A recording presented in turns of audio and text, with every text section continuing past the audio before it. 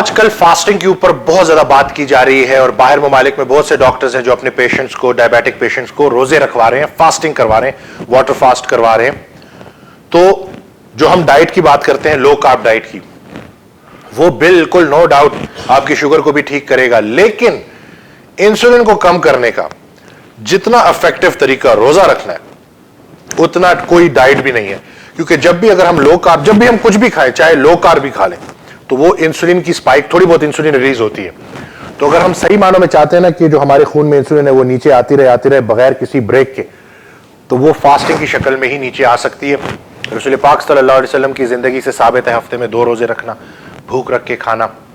یہ کوئی بھی نئی چیز نہیں ہے, پرانے چیزوں کو ہم نے دوبارہ سے اپنانا ہے. یہ باتیں ہمیں بتائی گئی تھی. میں ایک اسکالر کے ساتھ بیٹھا تھا تو انہوں نے مجھے بولا کہ ہمارے بڑے جو تھے وہ ہمیں بتاتے تھے کہ بدترین غلطیوں میں سے جو ہم سے ایک غلطی ہوئی ہے وہ پیٹ بھر کے کھانا ہے. تو ہم نے وہی پرانی چیزوں کی طرف جانا ہے.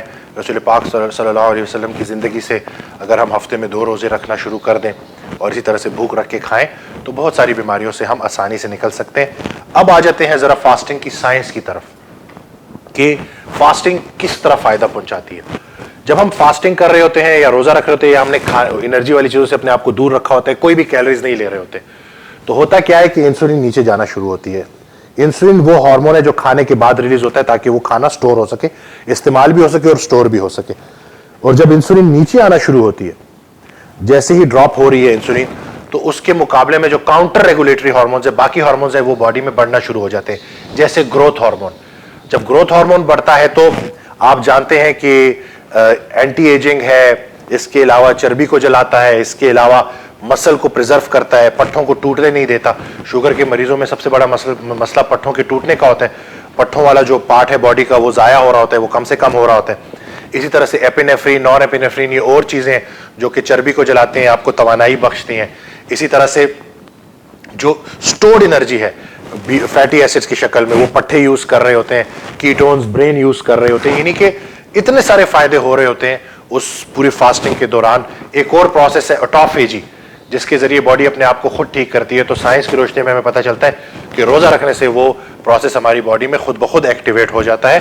تو یہ جو فاسٹنگ ہے یہ بہت زیادہ بینیفیشل ہے, پرانے وقتوں سے ثابت ہے کہ اور بلکہ آج کل تو بہت سارے کینسر کے پیشنٹس کو بھی فاسٹنگ کرائی جا رہی ہے. تو اس کا استعمال ابھی جدید جو یہ سائنس کا جو یہ دور ہے اس میں بھی اب تیزی سے بڑھ رہا ہے. اور بہت سارے ڈاکٹر جیسن فنگ ہیں اور بھی بہت سارے ڈاکٹرز ہیں جو کہ پیشنٹس کو روزے رکھوا کے فاسٹنگ کروا کے ان کی ڈائبٹیز یا بہت ساری بیماریاں, میٹابولک بیماریاں ٹھیک کر رہے ہیں. آسان الفاظ میں اگر میں 3 چیزوں میں بولوں کہ فاسٹنگ سے کیا ہوتا ہے, تو برننگ فیٹ ہو جاتا ہے, فیٹ برن ہو رہا ہوتا ہے, آپ کی باڈی اچھی طرح سے فیٹ برن کر رہی ہوتی ہے, آپ کا مسل پریزرو ہو رہا ہوتا ہے گروتھ ہارمون کی وجہ سے, اور آپ کی انرجی لیولز بحال ہو جاتے ہیں.